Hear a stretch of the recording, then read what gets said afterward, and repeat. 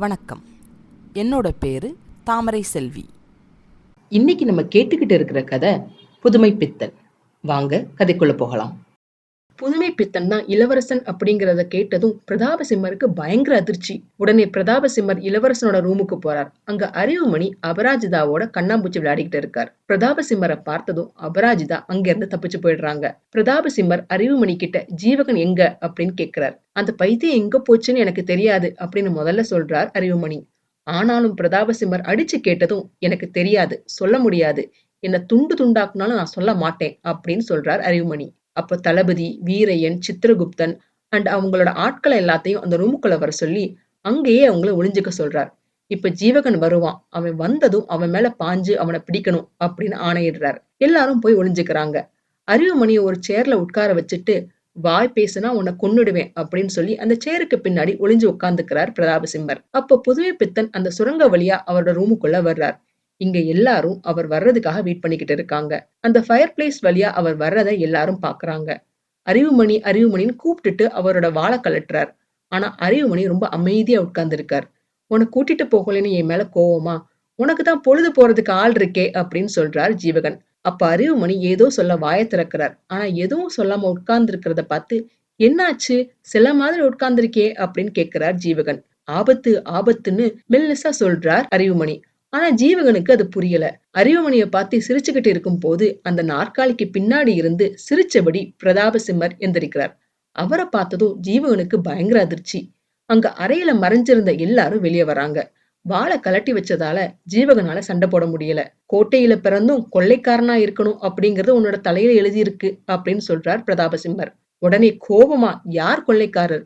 எங்களோட நாட்டை அபகரிச்ச நீங்க தான் கொள்ளைக்காரர் அப்படின்னு சொல்றார் ஜீவகன். எங்க அப்பாவை வேங்கை கொன்னிடுச்சுன்னு பொய் சொல்லி போர் புரியாம எங்க நாட்டை விழுங்குன நீதான் கொள்ளைக்காரன் அப்படின்னு ஆவேசமா சொல்றார் ஜீவகன். இந்த நாடு போன ஜென்மத்திலே என்னோடது, இனி வரப்போற ஜென்மத்திலையும் நான் தான் இந்த நாட்டுக்கு அதிபதி அப்படின்னு சொல்றார் பிரதாபசிம்மர். மரணப்படுக்கையில இருக்கிற முத்தி போன பைத்தியம் கூட இப்படி பேசாது.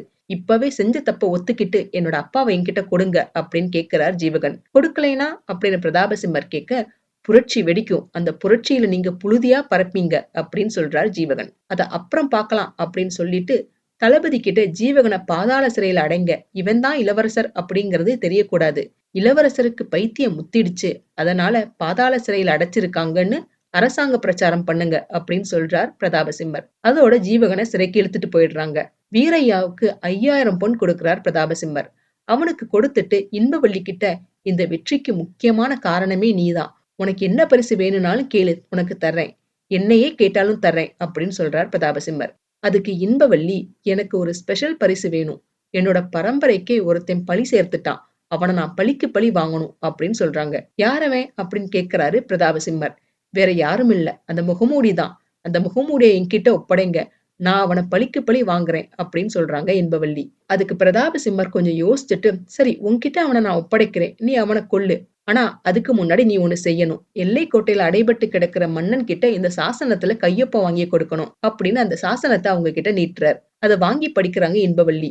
உன்னோட துணைக்கு வீரையா வருவார் அப்படின்னு சொல்றார் பிரதாபசிம்மர். நீ கையெழுத்து வாங்கிட்டு வந்ததுக்கு அப்புறம் அந்த முகமூடிய உன்கிட்டயே ஒப்படைக்கிறேன், அப்புறம் நீ எப்படி வேணாலும் அவனை வாட்டி வதைக்கலாம், எனக்கு எந்த பிரச்சனையும் இல்ல அப்படின்னு சொல்றார் பிரதாபசிம்மர். சரி, நான் கையெழுத்து வாங்கிட்டு வந்தா நீங்க நிபந்தனைப்படி செய்வீங்களா அப்படின்னு கேக்குறாங்க இன்பவள்ளி. நான் கொடுத்த வாக்குறுதியை காப்பாத்துவேன், வாக்குறுதி தவறுனா வாழவே மாட்டேன் அப்படின்னு சொல்லி அனுப்பி வைக்கிறார் பிரதாபசிம்மர். வீரையனும் இன்பவள்ளியும் எல்லைக்கோட்டை சிறைச்சாலைக்குள்ள போறாங்க. அங்க ராஜாவை ஒரு பயங்கரமான கருவியில வச்சு சித்திரவதை பண்ணிக்கிட்டு இருக்காங்க. இன்பவள்ளி அந்த கருவியில இருந்து மன்னரை விடுவிக்க சொல்றாங்க. வீரையாவும் அதுல இருந்து மன்னரை திறந்து விட்டுட்டு போயிடுறார். இன்பவள்ளி மகாராஜா அப்படின்னு கூப்பிடுறாங்க. அதை கேட்டதும் மன்னருக்கு பயங்கர ஆச்சரியம். என்ன மகாராஜன் கூப்பிடுற, நீ யார்? நான் ஒரு கைதி அப்படின்னு அவர் கத்துறார். நான் இன்பவள்ளி, என்ன ஜீவகன் தான் அனுப்பினார் அப்படின்னு சொல்றாங்க. ஜீவகன்னு பேரை கேட்டதும் அவருக்கு புத்துணர்ச்சியே வந்துடுது. என்னோட மகன் எங்க அப்படின்னு கேக்குறார் மன்னர். அதுக்கு இன்பவள்ளி, அவரையும் சிறையில போட்டுட்டாங்க இந்த அக்கிரமக்காரர்கள் அப்படின்னு சொல்றாங்க. அவரை காப்பாத்தணும்னா நீங்க சாசனத்துல கையெழுத்து போடணும் அப்படின்னு சொல்லி அந்த சாசனத்தை கொடுக்கறாங்க. அதை படிச்சு பார்த்துட்டு, இது அதே சாசனம் அப்படின்னு யோசனையோட பாக்குறார். கவலைப்படாம கையெழுத்து போடுங்க. இந்த சாசனத்தை கொடுத்து இளவரசரை மீட்டுடுவேன். அதுக்கப்புறம் பரம ரகசியமா இருக்கிற இடம் என் மூலமா அவருக்கு தெரிஞ்சிடும். அதனால சீக்கிரமா அவர் வந்து உங்களை காப்பாத்திடுவார் அப்படின்னு சொல்றாங்க. இந்த ஏற்பாடு எல்லாம் அப்படின்னு இன்னமும் டவுட்டாவே கேட்கிறார் மன்னர். அதுக்கு இன்பவள்ளி ஜீவகனோட முகம் பதிச்ச மோதிரத்தை காட்டி, இது எல்லாம் நாங்க 2 பேரும் சேர்ந்து போட்ட திட்டம் அப்படின்னு சொல்றாங்க. அந்த மோதிரத்தை பார்த்ததும் இன்பவள்ளி சொல்றதையெல்லாம் நம்பிடுறார். கையெழுத்து போட மையும் மயிலிறகும் கொண்டு வர சொல்லிட்டு, உன்னோட கபடாற்ற முகத்தை நம்பிதான் என்னோட கை அசையுது அப்படின்னு சொல்லி கையெழுத்து போடுறார் மன்னர். அந்த ஓலையை எடுத்துட்டு அரண்மனைக்கு போய் அத பிரதாபசிம்மர் கிட்ட கொடுக்கறாங்க இன்பவள்ளி. அந்த ஓலையை பார்த்ததும் சந்தோஷமா, நான் நினைச்சது நடந்துடுச்சு, இனிமே இந்த நாட்டுல நான் வச்சதுதான் சட்டம் அப்படின்னு சொல்லி சந்தோஷப்படுறார். தளபதி கிட்ட அரசரோட தலைய வெட்டி அடையாளம் தெரியாம ஆக்கிடு அப்படின்னு ஆணையிடுறார். இத அபராஜிதா ஒளிஞ்சு நின்னு கேக்குறாங்க.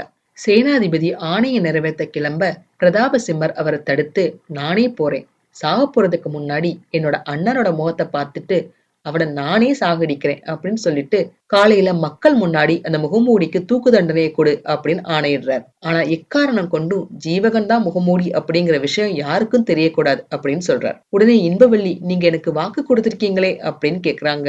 முகமூடிய உன்னோட கையில கொடுக்க முடியாது, உன் கையில இருந்து அவன் தப்பிச்சிடுவான் அப்படின்னு சொல்லிட்டு அங்க இருந்து கிளம்புறார் பிரதாபசிம்மர். அப்ப இன்பவள்ளி, உங்க அரண்மனை வீரர்களை விட நான் கெட்டிக்காரி அப்படிங்கறத நான் பலமுறை நிரூபிச்சிருக்கேன் அப்படின்னு சொல்றாங்க.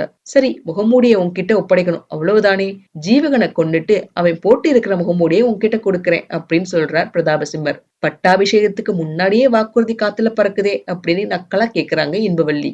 தசரதன் கைகேயிக்கு கொடுத்த வாக்குறுதியாலதான் ராமாயணமே நடந்துச்சு, அதனால நான் வாக்குறுதியை காப்பாத்த மாட்டேன், அதுதான் என்னோட ராஜாங்கத்தோட சட்டம் அப்படின்னு சொல்றாரு. முகமூடி அரசாங்கத்தாலதான் கொல்லப்படுவான் அப்படின்னு சொல்றார். சரி, நம்ம இன்னைக்கு இந்த வெற்றியை கொண்டாடலாம் அப்படின்னு கையை பிடிக்கிறாங்க இன்பவள்ளி. அதுக்கு பிரதாபசிம்மர், இன்னைக்கு முடிக்க வேண்டிய முக்கியமான காரியங்கள் 2 இருக்கு, வெற்றி கொண்டாட்டத்தை நாளைக்கு பார்க்கலாம், நீ இங்கே இரு அப்படின்னு சொல்லிட்டு அங்கிருந்து போயிடுறார் பிரதாபசிம்மர். அறிவுமணி அந்த நாடக கூட்டத்தோட வெயிட் பண்ணிக்கிட்டு இருக்கார். அப்ப அங்க வந்து அபராஜிதா, அரசாங்கம் அழிய போகுது, மன்னரை கொல்ல போறாங்க, இளவரசரையும் கொல்ல போறாங்க அப்படிங்கிற மேட்டரை சொல்றாங்க. உடனே அப்ப அங்க இருந்த நல்லண்ணன், கவலைப்படாதீங்க, முடிஞ்ச வரைக்கும் நாம நியாயத்துக்காக போராடுவோம் அப்படின்னு சொல்லிட்டு எல்லாரும் வண்டியில கிளம்புறாங்க. இன்பவள்ளி இளவரசனை அடைச்சு வச்சிருக்கிற சிறைக்கு போய் அவங்க அப்பாவை கொல்ல போறத சொல்றாங்க. இதை கேட்டதும் அவருக்கு பயங்கர அதிர்ச்சி. நீங்க இப்பவே இங்க இருந்து கிளம்புங்க அப்படின்னு சொல்றாங்க இன்பவள்ளி. ஆனா நான் எப்படி இங்க இருந்து போக முடியும் அப்படின்னு அவர் கேட்க, நான் இந்த முகமூடி ட்ரெஸ் போட்டுக்கிட்டு உங்களுக்கு பதிலா சிறையில இருக்கேன், நீங்க இன்பவள்ளியா வெளியே போங்க அப்படின்னு சொல்றாங்க. நீதான் முகமூடின்னு நினைச்சு மரண தண்டனையை நிறைவேற்றிட்டாங்கன்னா என்ன பண்றது அப்படின்னு கேட்கிறார் ஜீவகன். அதை நான் மகிழ்ச்சியோட ஏத்துப்பேன் அப்படின்னு சொல்றாங்க இன்பவள்ளி. இல்ல, உங்க 2 பேரையும் நான் காப்பாத்தணும் அப்படின்னு யோசிச்சுட்டு, உடனே நான் அப்பாவை காப்பாத்தினதும் உன்னை காப்பாத்த வரேன் அப்படின்னு சொல்றார். ஒருவேளை நான் வர தாமதமாகிட்டா நீ என்னோட வேஷத்தை கலைச்சு நீ யாருன்னு சொல்லிடு, ஆனா நான் எப்படியும் அதுக்கு முன்னாடி வந்துடுவேன் அப்படின்னு உறுதியா சொல்றார். அதுக்கு இன்பவள்ளி, என்ன பத்தி கவலைப்படாதீங்க, நீங்க உடனே எல்லைக்கோட்டைக்கு போங்க அப்படின்னு சொல்லி 2 பேரும் கெட்டப்ப மாத்திக்கிறாங்க. என்ன மன்னிச்சுட்டதா ஒரு முறை சொல்லுங்க அப்படின்னு கேக்குறாங்க இன்பவள்ளி. நீ ஒரு தியாகவள்ளி அப்படின்னு சொல்றாரு இளவரசர். எனக்காக அவசரமா வர வேண்டாம், மன்னரை காப்பாத்துங்க அப்படின்னு சொல்றாங்க இன்பவள்ளி. உன்னை மறந்துட்டா அப்படின்னு சொல்லி, சரி நான் சீக்கிரம் போயிட்டு சீக்கிரம் வரேன் அப்படின்னு சொல்லிட்டு அங்க இருந்து கிளம்புறார். ஜீவகன் ட்ரெஸ்ஸ மாத்திட்டு எல்லைக்கோட்டைக்கு போறார். அதே சமயம் நாடக குழுவும் வண்டியில வந்துகிட்டு இருக்காங்க. சிறையில இருந்த ராஜாவை கயிறு கட்டி பிரதாபசிம்மர் சித்திரகுப்தனோட துணையோட இழுத்துட்டு வர்றார். மன்னரோட 2 கையையும் சங்கிலியால தூண்ல கட்டுறாங்க. அதே சமயம் இளவரசரும் நாடக குழுவும் எல்லைக்கோட்டைக்கு வந்துடுறாங்க. அந்த அகழியில குதிச்சு மதில் வழியா எல்லாரும் ஏறுறாங்க. பிரதாபசிம்மர் ஆணையிட்டதும் மதில் மேல இருந்த வீரன் முரசு அடிக்க ஆரம்பிக்கிறான். எல்லா வீரர்களும் மன்னர் மேல அம்பு எறிய ரெடி ஆகுறாங்க. அதே சமயத்துல அடைச்சு வச்சிருந்த அந்த கோட்டைக்கு வெளியே இளவரசரும் அவங்க ஆட்களும் வந்துடுறாங்க. எல்லாரும் பிரமிட் மாதிரி ஒருத்தர் மேல ஒருத்தர் ஏறி நின்னு அந்த கோட்டை சுவருக்கு மேல ஏறுறாங்க.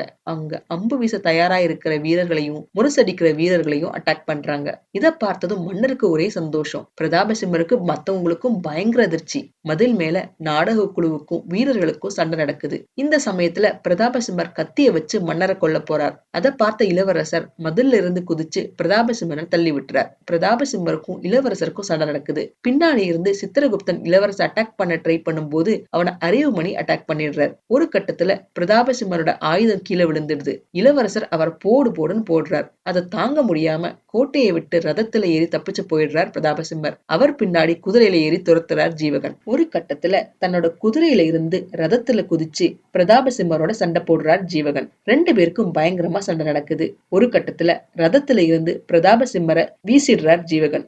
ஜீவகனும் அந்த ரதத்துல இருந்து குதிச்சிடுறார். அந்த ரதம் மலையில இருந்து உருண்டு சுக்குநூறா போயிடுது. இது எதுவும் தெரியாம தளபதி முகமூடிக்கு தூக்கு தண்டனை கொடுக்க மக்கள் முன்னாடி முகமூடி நிறுத்தி வைக்கிறார். தூக்கு தண்டனையை நிறைவேற்றுறதுக்கு முன்னாடி அவனோட கடைசி ஆசைன்னு அவனோட உடம்பு மண்ணுக்குள்ள போற வரைக்கும் அவனோட முகமூடியை கலட்டக்கூடாது அப்படின்னு கேட்டுக்கிட்டான். அந்த ஆசையை நாங்க நிறைவேற்றுறோம் அப்படின்னு சொல்றார். சாவு மணி அடிக்கட்டும், 10வது மணியோட அவனோட உயிரும் போயிடும் சொல்லி ஆணையிட்டதும் மணி அடிக்க ஆரம்பிக்கிறாங்க. முகமூடிக்கு எதிர வீரர்கள் முகமூடி மேல அம்பு எறியறதுக்காக ரெடியா நிக்கிறாங்க.